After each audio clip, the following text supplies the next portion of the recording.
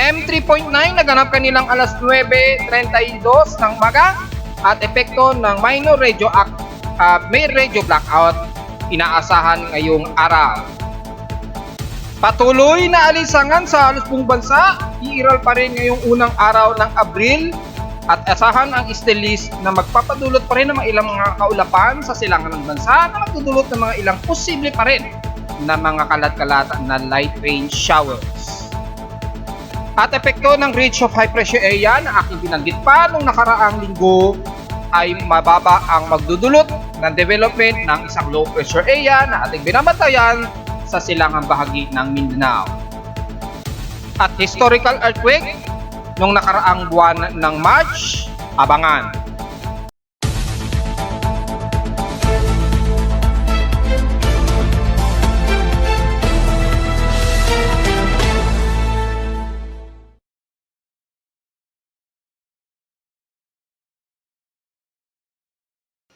Hello, good morning mga folks. Welcome po muli sa ating Daily Weather Bulletin at Analysis para sa unang araw ng April 1, 2024. Ang oras nating boss from umaga ay alas 11:01 na ng umaga.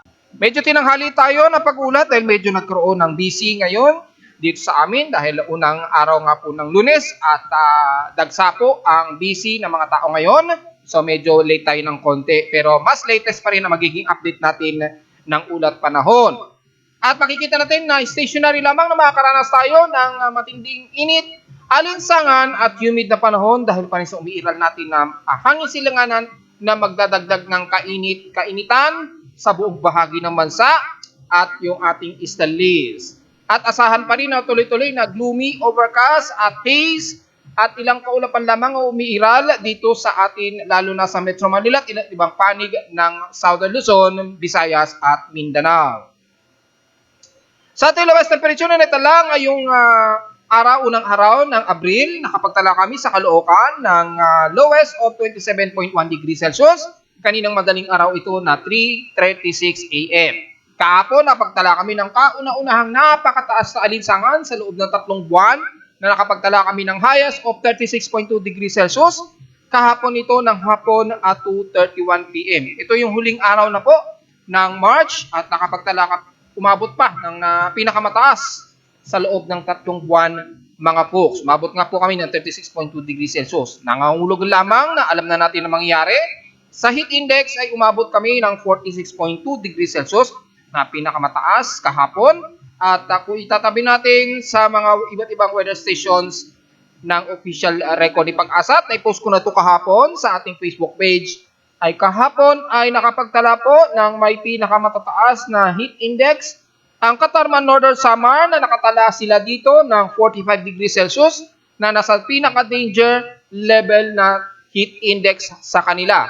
And the rest ay 44 degrees Celsius sa bandang Camarines Sur at Apari, Cagayan.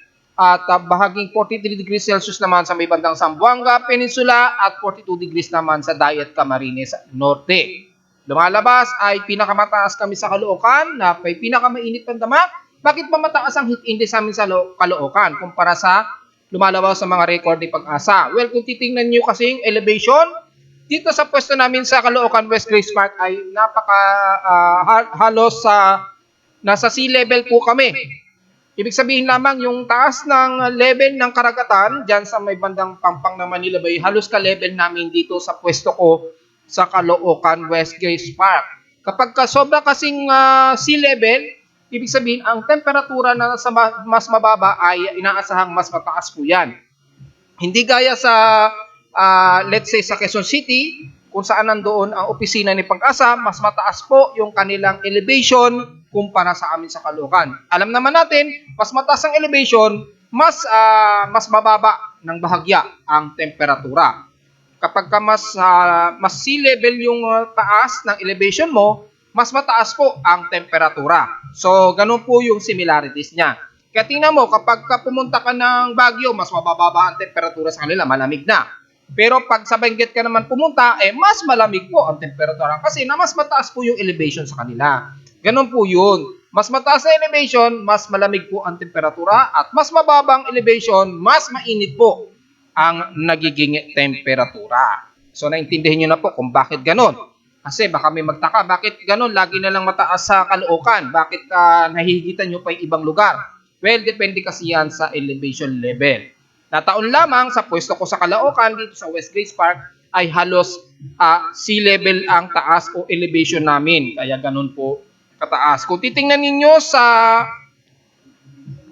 nyo mismo dito sa aking webpage, dito sa quality check, na pina-check ko rin mismo sa observers program ng APRS, makikita ninyo kung gaano kataas yung elevation namin at sa Google Maps. Mapapansin ninyo, halos napakababa po at halos sea level lamang ang taas ng elevation namin sa Caloocan, West Grace Park. So pagdating naman sa peak extremes in past 24 hours, nangunguna pa rin ang Tuguegarao City na may napakamaalinsangang temperatura. Alam na natin yan dahil na-post na natin yan sa Facebook kahapon na nasa 38.4 degrees Celsius. Ang grabing init sa kanila at asahan na po talaga natin hanggang sa ngayong buwan ng April ay maghahabulan talaga sa may pinakamataas ang temperatura kundi ang Tuguegarao dyan sa may San Jose sa Samar o ng Zamboanga at Tarlac. Dahil ang Tarlac humahabol na rin sila sa may pinakamaiinit na temperatura. Medyo good news lamang, bahagyang nabawasan po ang sobrang taas ng extreme ng drought dyan sa may bandang Central Luzon na tatalakayin natin na maya-maya lamang. At sa lowest temperature naman ay naungusan na may pinakamababa ang Baguio City. Diyan naman sa may bandang Manay-Balay Bukidnon na may pinakamababa na temperatura at 15.5 degrees Celsius na temperatura. At kung titingnan natin sa pinakadetalye kung bakit naungusan ang Baguio City, ay pumangalawa ang Baguio City na nasa 16.6 degrees Celsius po ang pinaka-lowest temperature. Makikita nyo yung similarity kumpara sa Atok Benguet na which is naikukumpara po ang Baguio City sa mga lowest at higher average temperature. Kasi pag sa Benguet po, ang isasali dito sa mga records nito, masyadong insignificant o insignificant para i-compare yan sa mga actual measurement ng mga iba't ibang weather stations. Mula rin naman kay Pag-asa yung data at hindi masyadong relevance na i-compare ang Benguet hindi gaya sa Baguio City na umaabot nga po ng mahigit sa 25 degrees Celsius o 30 degrees Celsius ang temperatura sa Baguio kapag tag-init at sa gabi naman ay umaabot ng mas mababa pa at least mga 16 degrees Celsius na pasok sa mga average lower temperature. So sa ngayon, ang Malay-Balay Bukidnon na may pinakamababang temperatura na 15.5 degrees Celsius at pangalawa lamang ang Baguio City na nasa 16.6 degrees Celsius. Pagdating naman sa inulan, ang bahagi naman ng Legazpi City, ang inulan pero lightning showers lamang na nasa 2.6 mm ang total rainfall. So dahil unang araw ng April 2024, so wala po tayong italang paglindol mga nakaraang itong huling araw ng March at sa total ng average total rainfall namin noong March, nakapagtala lamang kami ng total of 49 mm ang rainfall. So way below normal pa rin. At kung susuriin natin ang pinaka vegetation and drought at yung ating average rainfall and average, tingnan lang po natin yung historical natin. Ito hindi pa masyadong update kay Pag-asa. Nasa March 1 to 26 pa lamang to. So hindi pa rin update ito. So diretso tayo sa vegetation and drought. Dahil ito mas latest, makikita natin ang total ng below average rainfall. Bahagya pong tumaas yung average rainfall dito sa bahagi po ng Luzon, kabilang na ang Cordillera at ilang bahagi ng Central Luzon at Zambales. Bahagya pong tumaas ito, at least mga level of normal, pero nanatiling mababa ito. However, ay kung susuriin natin ng all in all, medyo tumaas ng bahagya sa may bahagi ng Zambales at sa may bandang Aurora region. Ayan, sa may bandang Baler at Kasiguran, Aurora. Pero the rest, despite na mataas ang level ng pag-ulan, nanatiling nasa way below normal ang level nito mula dyan sa bahagi ng Abra, kabilang na ang Pangasinan at iba't ibang bahagi ng Central Zone at Tarlac. At dahil dyan, ng mga nakaraan na pag-ulan, may hagyang nabawasan po yung drought sa Central Luzon ng kaunti. Pero mananatiling pasok pa rin sa pinaka-extreme na drought index, bahagya lamang itong nabawasan. Hindi kagaya ng mga taga Ilocos Norte, kung titingnan ninyo, nanatili pa rin maximum more than 700 to 800 drought index pa rin yung measurement. Pero sa may bandang Central Luzon, mula sa may bandang Pangasinan at Tarlac, at least bahagya itong bumaba, at least mga bandang 600, hindi siya lumagpas ng 700. So, bahagi lamang siyang bumaba, pero manatiling tuloy-tuloy pa rin ang tutag-tuyot at mataas ang dry spell sa area na yan. At mula dyan sa bahagi ng Bulacan, papasok ng buong Metro Manila, pababa na yan ng Cavite, dyan sa Dasmariñas, Cavite, at buong bahagi ng Batangas hanggang Laguna area ay very extreme po ang drought dyan. Dyan na rin sa buong Mimaropa, lalo na sa bahagi ng kanluran ng Mindoro na natiling napaka-extreme ng drought at damay na rin ang bahagi ng Panay Island, lalo na sa Bacolod at Iloilo, mataas na rin ang extreme drought dyan at dry spell, kabilang na rin ang mga probinsya dyan sa may bandang Negros region. Kaya manatili pa rin na mataas ang halos 3/4 ng buong bansa na mataas pa rin o matindi pa rin ang ating dry spell at drought. Bahagya lamang nabawasan ito dahil mga nakarang araw nagkaroon ng mga sunod-sunod na mga pag-ulan, lalo na sa bahagi po ng Luzon area at eastern part ng Luzon. Sa bahagi naman ng Mindanao ay at least nasa moderate to high pa rin yung dry spell dyan. So medyo nakakaranas na rin sila ng matinding tagtuyot dyan unti-unti, lalo na sa bahagi ng Sorsogen at Zamboanga Peninsula. So take note yan mga folks. At nanatiling way below normal po ang total rainfall natin sa halos buong parte ng Mindanao. Dito lamang sa may parte ng Cotabato siguro at dyan sa may bandang BARMM ay at least nagkaroon ng moderate rainfall. Pero manatiling aasahan pa rin natin na way below normal pa rin ang total rainfall dyan mga folks. Then kung titingnan natin yung approximate ratio ay hindi man lang umabot ito sa classification ng mas mataas na rainfall na 30 mm to 40 mm lamang. So, probably, maituturing pa rin way below normal yan hanggang nitong kahapon ng March 31 o yung huli na March 30, 2024 po ang huling record ng ating vegetation and drought sa Pilipinas. Kaya pag-asa, hindi pa sila nag-update ng kanilang latest na monthly average temperature and historical data nila. At itong kahapon lamang at nakapagtala din sila ng pinakamataas according sa data pwede pag-asa ngayon ay lumalabas. Pagdating sa pinakamataas na temperatura, nangunguna po ang Tugigaraw. Ayan, 38.4 nga po. Which is tugma po sa latest natin na lumabas na temperatura. At sa lowest naman ay ang Benguet.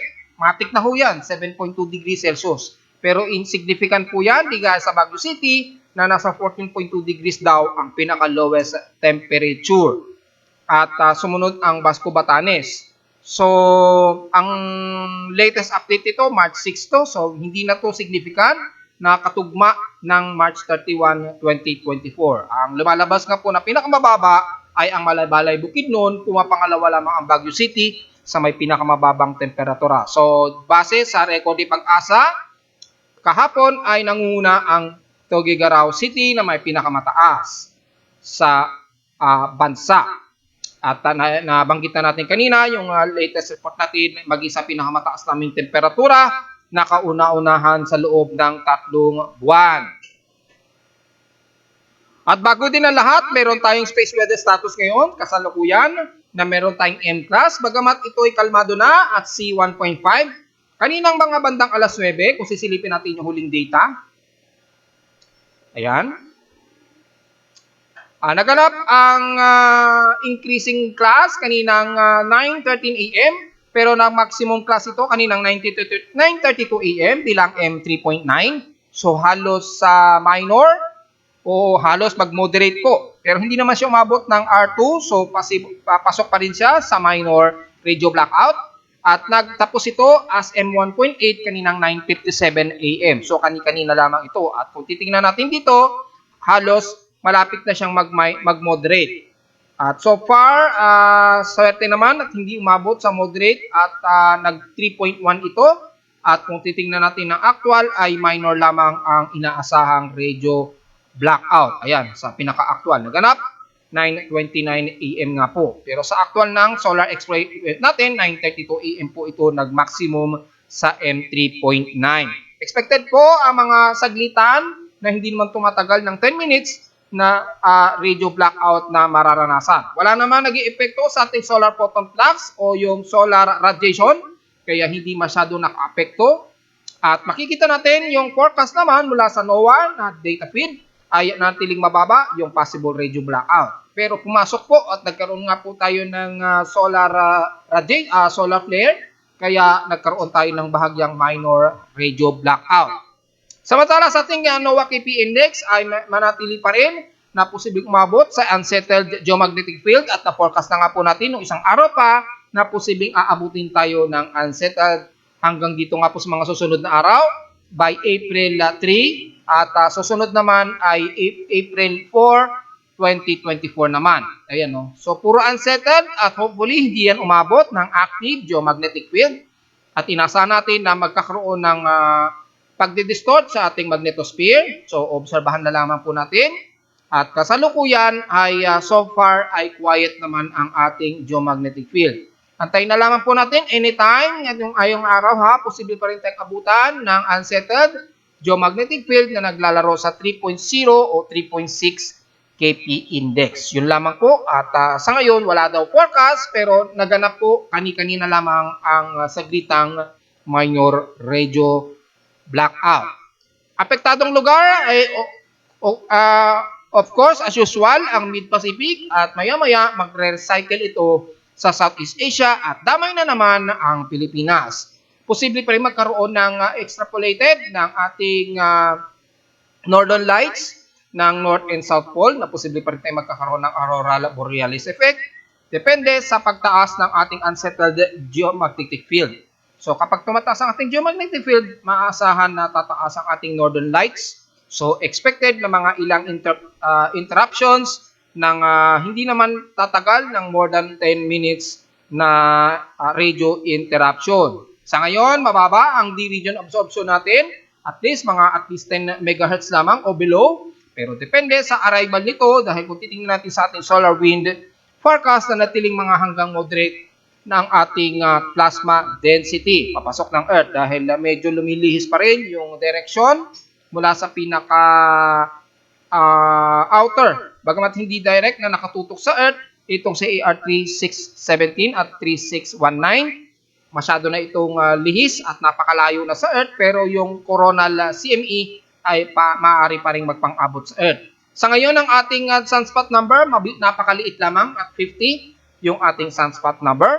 So, maliliit lamang ang mga potentially na solar flare na tatama sa Earth. Pero hindi natin maialis, may mga maliliit na potential pa rin na magkakaroon tayo ng maliliitang region absorption predictions.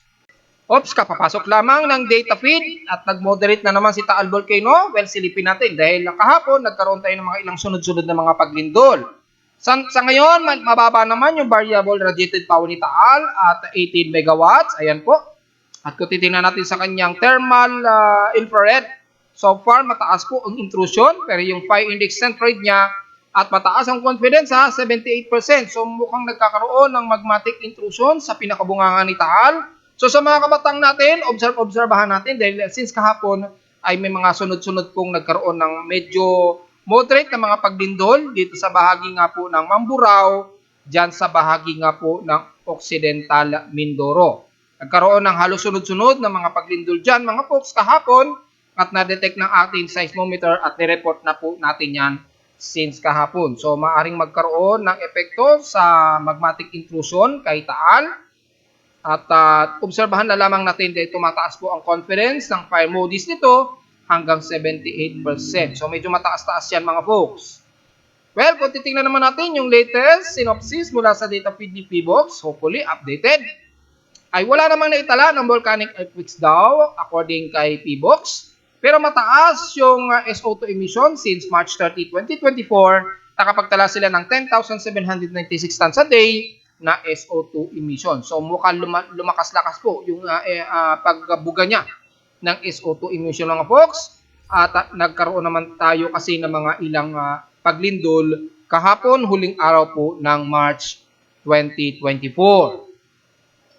Samantala, diretso agad tayo sa ating weather information, sa ating humidity, outside humidity, nakapagtala tayo ng halos drier na 69% na outside humidity. Tumataas ito ng 7% since last hour at medyo mataas ang ating atmospheric pressure na sa 1,012 hectopascals and steady ito since last hour. Since binanggit na nga po ni Pag-asa na meron tayong range of high pressure area, pero nakaraang buwan pa po natin binabanggit na mataas po ang ating isobar. So talagang meron na tayong presence ng mga ridge ng high pressure area. Naituro ko na nga po yan dyan sa may bahagi nga po ng silangan ng Japan, southern Japan. Kaya kapag may nabubuong low pressure area sa may bandang south of Guam, maliit po talaga ang tsansa nito na tuluyang maging isang active low pressure area. Pipigilan kasi yan ng anti-cyclone na high pressure area zones. At ang ating high tide and low tide status, kasalukuyang high tide po tayo ngayon. Pero ang maximum nito mamayang 2 hours and 11 minutes pa. So mamayang hapon pa po ito mga 1:33 PM magma-maximum high tide. Well, gaano ba ito kataas? Baka wala pang 1 meter. Kung sisilipin natin ay aabot po sa 1 meter mamayang 1:33 PM. Ayan. Nasa 1 meter po ang aasahang taas ng ating high tide. So pwede po lumayag ang ating mga mangingisda o manghuli ngayon dahil sagana po at malalim po ang karagatan sa pangpang ng Manila Bay at sa bandang Cavite. Pero sa mga kabataan na maliligo ngayon ay medyo delikado dahil mas malalim po at 1 meter po ang dagdag ng lalim nitong ating karagatan sa pangpang ng Manila Bay. So wag pong pasaway, tingnan po natin at magpasama po tayo sa ating mga magulang kung sakaling kayo ay magsisipagligo dyan sa pangpang ng Manila Bay dahil napakalalim po ang level ng ating karagatan dyan ng 1 meter.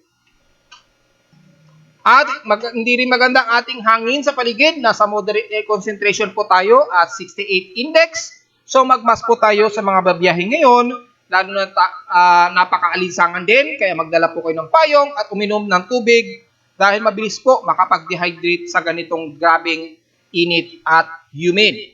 Samantala sa ating almanak, sumikat ang haring araw kanina 5:51 AM. At lulubog naman ito mamayang 6:08 PM na po. Ang ating waning gibos na po at 60% illuminated na lamang ay sisikat naman ito madaling araw na po o hating gabi ng 12:14 AM ng madaling araw at kinabukasan na po ng 10:35 AM naman ito lulubog. At sa ating local weather outlook para ngayong unang araw ng April 1 hanggang bukas po ito ng April 2 ay inaasahan magiging partly cloudy lamang ang ating maghapon. At asahan ang mataas na temperatura ha. Ganon din bukas, magiging partly cloudy ating maghapon at naasahan ding napakamataas ang ating temperatura at ayon sa ating VC weather forecast, ang highest and lowest temperature expected natin maglalaro sa 37 to 38 degrees Celsius. Take note po yan ha, pataas po ang magiging temperatura natin ngayong araw hanggang bukas ng Martes. At lowest temperature naman ay nasa 25 to 27 degrees Celsius naman ang aasahan nating lowest temperature sa gabi hanggang madaling araw. So, diretso agad tayo sa ating ginagamit na satellite imagery. Makikita nga po yung frontal system. Manipis na lamang ito sa may bandang extreme northern Luzon na magbubunsod ng mga pagkulog at pagkilat sa bahagi ng Taiwan at Japan Peninsula. At asahan natin na may mga violent thunderstorms pa rin na mararanasan ng mga taga-Taiwan dyan at sa may bandang isla ng Japan o southern Japan. So, take note yan mga folks. Pero sa atin sa bansa ay magiging partly cloudy lamang ang iiral lalo sa may bahagi ng extreme northern Luzon, sa may Batanes Group of Islands at ilang bahagi ng Ilocos Norte, at dyan sa may bandang Apari at the rest ng northern part ng Luzon. Magiging partly cloudy ang ating maghapon at asahan pa rin na maninipis lamang ito. So, patuloy pa rin makakaranas tayo ng matinding alinsangan. At kung titingnan natin sa infrared 3 RM, halos manipis at walang kaulap-ulap po ang makikita natin sa bansa. Ayan. So, magkaroon man ng mga isolated rain showers, typically light rain showers lamang ang aasahan natin. Ayan, kung i-zoom out, kung i-zoom in pa natin, yan, halos walang kaulapan po ang halos buong bansa. Magkakaroon lang ng mga ilang kaulapan sa may bandang silangan ng Mindanao at Eastern Visayas at dyan sa may bahagi ng Zamboanga Peninsula. Pero manatiling manipis yan at patuloy po ang aasahang matinding alinsangan at humid na maghapon, kaya wag po tayong magbibilad sa direktang sikat ng araw. Uminom po ng maraming tumig dahil tuloy-tuloy po ang aasahan nating mataas na heat index at temperatura. Wala naman tayong nakikitaan na heavy rain potential ayon sa ating infrared heavy rains at magkaroon man ng mga ilang kalat-katapakunan, typically light rain showers lamang at hindi rin naman nagtatagal. So aasahan natin na maghahabol tayo ng mga pag-ulan hanggang sa susunod na mga araw. Sa ngayon, mababa po ang mga tsansa ng pag-ulan at kukunti at halos buong bansa ay magiging mas maalinsangan. So hindi natin iisa-isahin yan dahil mula sa bahagi na silangan ng bansa ay patuloy pong iiral ang ating hanging silanganan o easterlies na magpapainit ng husto sa buong bahagi ng silangan ng Luzon, Visayas at Mindanao at karatig ng sentro ng ating bansa, kabilang na ang Central Luzon, pababa ng Metro Manila, Calabarzon, the rest ng Mimaropa, Southern Luzon, Visayas at Mindanao. Hindi natin masyado iisa-isahin dahil halos entire ng Southern Luzon at Visayas ay tuloy-tuloy pong maaraw at maalinsangan nating maghapon. So hindi tayo masyado nakakakita ng forecast na magkakaroon ng malakasang pag-ulan sa halos buong bahagi ng bansa. Pero pagdating sa bahagi ng silangan ng Mindanao, inulit nga po natin, magkakaroon ng mga ilang kaulapan sa silangang bahagi nito at dahil nga po sa ating easterlies. Pero asahan lamang na mga light rain showers lamang at sandalian lamang na magiging isolated ito, pero buong maghapon patuloy na magiging maaraw at maalinsangan din ang ating maghapon. So wag pong masyadong magbibilad, uminom din ng maraming tubig dahil expect ang maghapon natin ay patuloy na maaraw at maalinsangan at mataas na heat index maghapon. Dahil nabanggit na natin sa forecast, maglalaro po sa 37 hanggang 38 degrees Celsius po ang ipinapakita ng aking weather monitoring system na mga forecasts. Samantala sa ulat lindol naman, so far, hindi pa na nakiklear out yung mga nakaraang record. So antayin na lamang natin makiklear out yan. However, since 12 a.m. ay nagkaroon tayo ng isang magnitude 5. Unang araw pa lamang ng April 1 yan. Naganap po yan sa bandang northeast ng Lingig, Surigao del Sur. So, Surigao del Sur na naman ang naunang nakatikim ng malakas na naman na paglindol at ito ang kauna-unahang magnitude 5.0 for the month of April 2024 kaagad. At Surigao del Sur na naman ang unang nakatikim nito. So, ingat na lamang po sa mga kababayan natin sa mga taga Surigao del Sur dahil talaga namang yanigin talaga sa area ninyo mga folks. And since kaninang 12 a.m. ay nakapagtala na tayo ng mga ilang mga lindol at mayroong tayong kasalukuyan na magnitude 4.3 dito sa bahagi ng east o northeast ng Quezon, sa bahagi ng Bukidnon. At naganap ito ngayong 10-12 a.m. At ang lalim nito mababaw lamang at 10 km pero magnitude 4.3 ito mga folks. So meron kagad tayong isang magnitude 5 na kauna-unahang magnitude 5 na recorded ngayong month of April at meron kagad tayong magnitude 4.0 plus na naitala ngayong unang araw pa lamang yan ng April 2024. So, mukhang maaga kagad na nagkakaroon ng malakasang pagyanig ang ating bansa.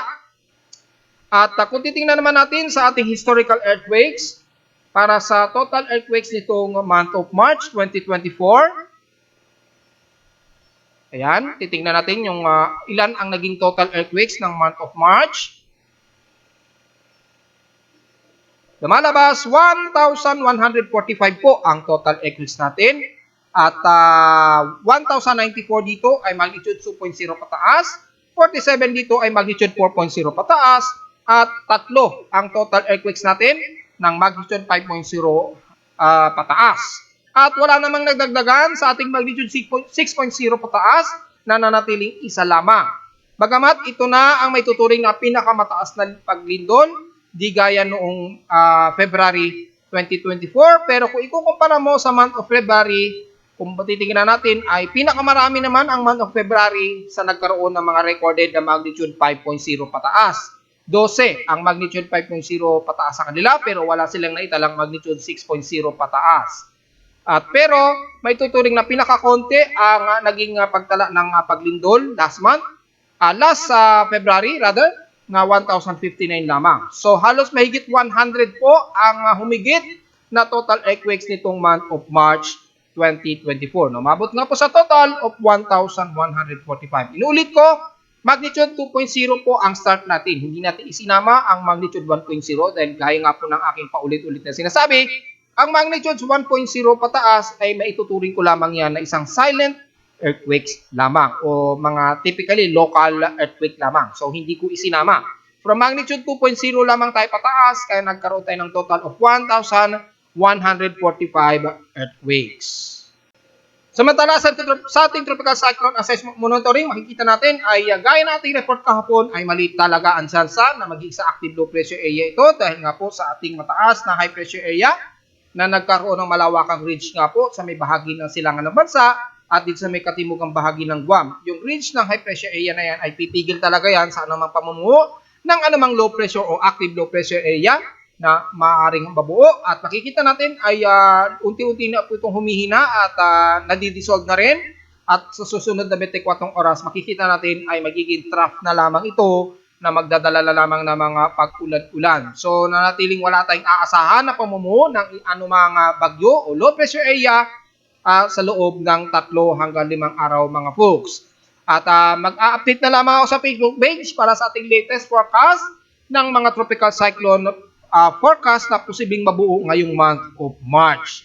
So, antay-antay na lamang at abang-abang na lamang sa ating Facebook page dahil hindi ko pa nagagawa yung forecast at wala pa tayong latest feedback na mga data feed mula sa mga iba't ibang weather agencies na ating ifo-format at ifo-forecast para sa mga posibleng bagyong mabubuo for the month of March 2024. Samantala sa pag-alon ay nantiling mataas ang pag-alon dyan sa bahagi na silangan ng Eastern Visayas at Mindanao na naglalaro sa 1.25 meters. So ingat na lamang po at kung maaari ay bawal po munang pumalaot ang ating maliliit na sasakyang pandagat dahil bukod sa malakas ang easterly winds ay mataas din ang ating pag-alon dyan. So take note na lamang yan mga folks at ingat.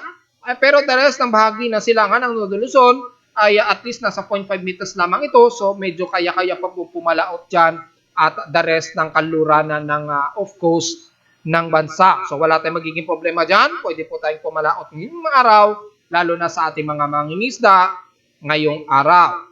At sa mga computer models, wala na tayong expected na yung nakikita natin na pinapakita ni GFS ay very insignificant na itong mabubuo at magiging isang active low pressure pa. Siguro trough na lamang yan na magpapaulan sa bahagi ng Davao Region pero maliit na ang tsansa at halos hindi na ito matutuloy na magiging isang active low pressure area. Maging sa forecast ng ECMWF ay halos trough lamang na magpapaulan, posible na magdudulot ng mga ilan kalat-kalat na pag-ulan sa may bahagi ng southern ng Davao Region area. Ang forecast nito ay hanggang April 2 hanggang April 5, 2024 just in case magkakaroon lamang ng mga ilang kalat-kalat na pag-ulan na medyo favor po dahil napaka below average po ng ating total rainfall sa bansa. At narito naman ating 3-day weather forecast para sa unang araw ng April 2024.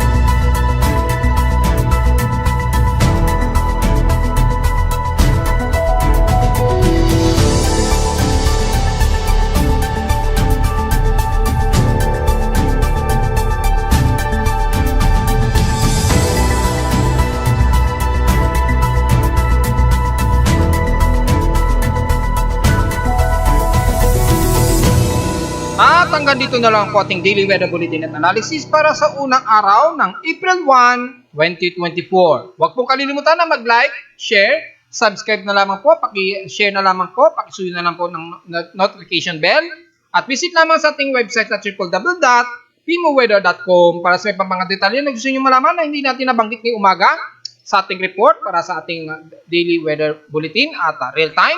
Pagkikita naman ninyo kaagad mula sa aking weather station sa Caloocan, lalo na ang paglala ng ating temperatura ngayong araw at sa mga data feeds mula sa iba't ibang mga weather agencies. Maraming salamat po mga folks at magandang araw po sa ating lahat.